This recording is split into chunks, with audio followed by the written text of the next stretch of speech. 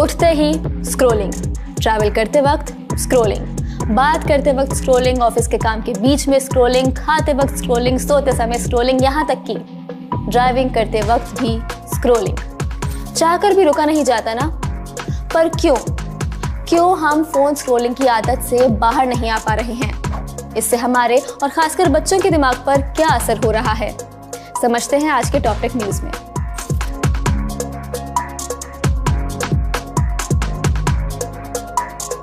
हाल ही में एक चौंकाने वाली न्यूज सामने आई।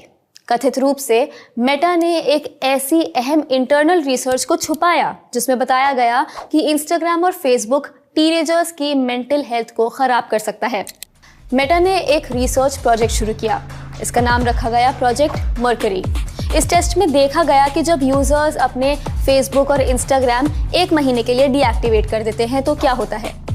सिर्फ 1 हफ्ते बाद ही पार्टिसिपेंट्स ने रिपोर्ट किया कि वो कम डिप्रेस्ड फील कर रहे हैं, उन्हें कम एंजाइटी हो रही है, कम अकेलापन महसूस हो रहा है और उन्होंने अपने आप को दूसरों से कंपेयर करना भी कम कर दिया है। पर मेटा ने इस स्टडी के रिजल्ट्स कभी पब्लिश किए ही नहीं। उल्टा अमेरिकी कोर्ट के मुताबिक ये प्रोजेक्ट ही कैंसिल कर दिया गया। कैंसिल करने की वजह बताई गई कि स्टडी में कुछ गड़बड़ी थी। पर मेटा की दी गई इस वजह से ना ही पेरेंट्स कन्विंस हुए और ना ही स्कूल्स, और मेटा पर मुकदमा कर दिया गया। साइंस ने भी प्रूव किया है कि सोशल मीडिया का इस्तेमाल बच्चों के लिए हानिकारक हो सकता है। हम मिले दिल्ली में बेस्ड साइकोलॉजिस्ट स्वाति चिटनिस से, जिन्होंने समझाया कि हम खुद को फोन से दूर क्यों नहीं कर पाते और इससे हम पर क्या असर पड़ता है। आप किताबों से ब्रेक कैसे लेते थे? किताबों से ब्रेक, अपने पेज टर्न किया, एक चैप्टर ख़त्म हुआ, एक ब्रेक ऑटोमेटिक ब्रेक है। आप पढ़ाई कर रहे हैं, सेम लॉजिक है।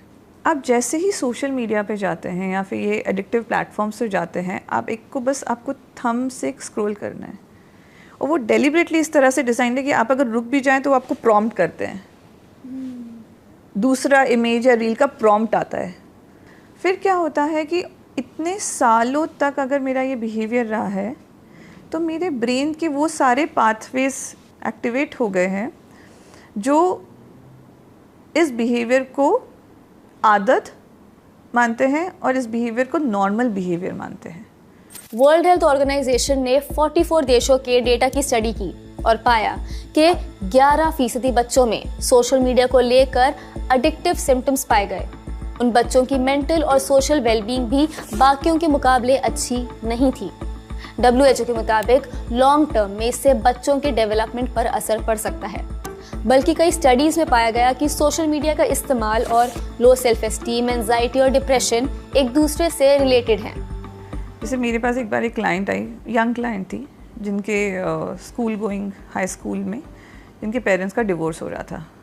तो स्कूल से कंप्लेंट आनी शुरू हो गई कि मार्क्स भी नहीं आ रहे, स्कूल में ध्यान भी नहीं दे रही, पूरे टाइम खोई और फ्रेंड्स के साथ खेलना बंद हो गया।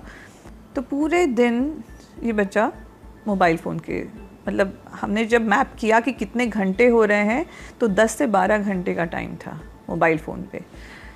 और फिर जब थेरेपी में आए तो मैंने पूछा कि हाउ यू फीलिंग, आपको कैसा लग रहा है? I don't know. आपके पेरेंट्स का सेपरेशन हो रहा है, आपको कैसा लग रहा है? मुझे नहीं फ़र्क पड़ता, मुझे नहीं पता।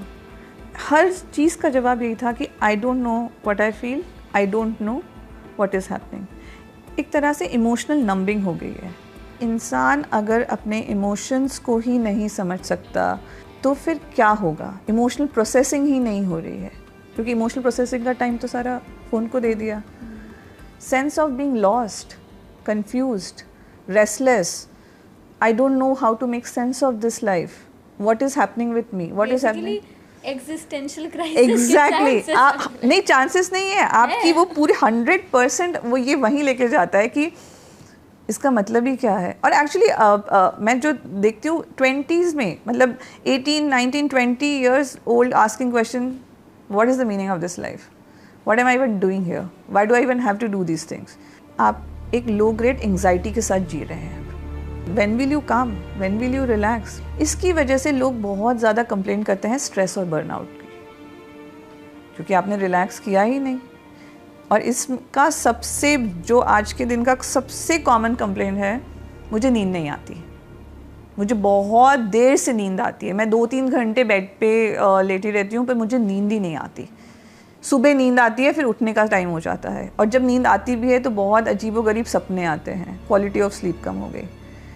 लेकिन बहुत लोग कहते हैं कि हमें फ़ोन देखते देखते नींद आती है। बिल्कुल आती है, वो क्रैश हो जाते हैं, वो रिलैक्स नहीं हो रहे, उसको बोलते हैं कि यू क्रैश नाउ, राइट।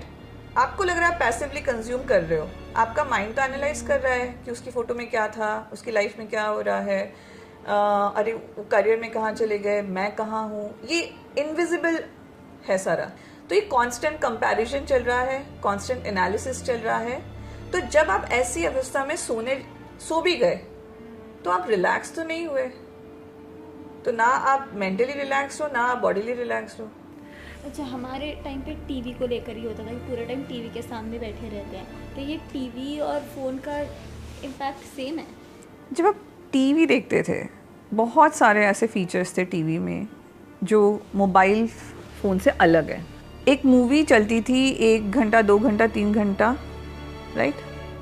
ऐसा नहीं था 30 सेकंड्स के ये थंब बेस्ड इंगेजमेंट चल रहा है, ये नहीं होता था, राइट। क्या सोशलाइजिंग भी टीवी के साथ होती थी? क्या पढ़ाई टीवी के साथ होती थी? नहीं।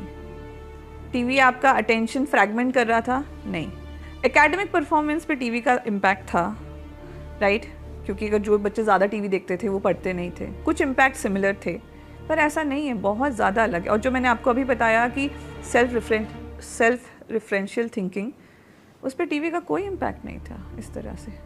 अब ऐसे में वही सवाल फिर उठता है कि क्या बच्चों के लिए सोशल मीडिया बैन कर देना चाहिए? ऑस्ट्रेलिया समेत कई देशों ने इसकी पहल कर दी है, पर भारत अभी इस लिस्ट में शामिल नहीं है। इस पे डिबेट होनी ही नहीं चाहिए कि बैन होना चाहिए या नहीं। कितना जल्दी बैन हो सकता है, कैसे हो सकता है, जो मोबाइल फ़ोन या टेक्नोलॉजी आज आपको दे रही है वो नीड आप कैसे किसी और तरीके से फुलफिल कर सकते हैं। फिलहाल बैन को लागू करने के साथ साथ कुछ सवाल भी उठते हैं, जैसे एज वेरिफिकेशन को बाईपास करना बहुत मुश्किल नहीं होता है, तो सरकारें चेक्स कैसे रखेंगी? बैन को बाईपास करने के चक्कर में बच्चे कहीं डार्क वेब की ओर ना चले जाएं। सोशल मीडिया एक जरिया बन चुका है दुनिया से जुड़ने का, दुनिया को समझने का, न्यूज़ कंज्यूम करने का। तो सरकारें कैसे इंश्योर करेंगी कि बच्चे डिजिटल स्किल डेवलपमेंट में पीछे ना रह जाएं?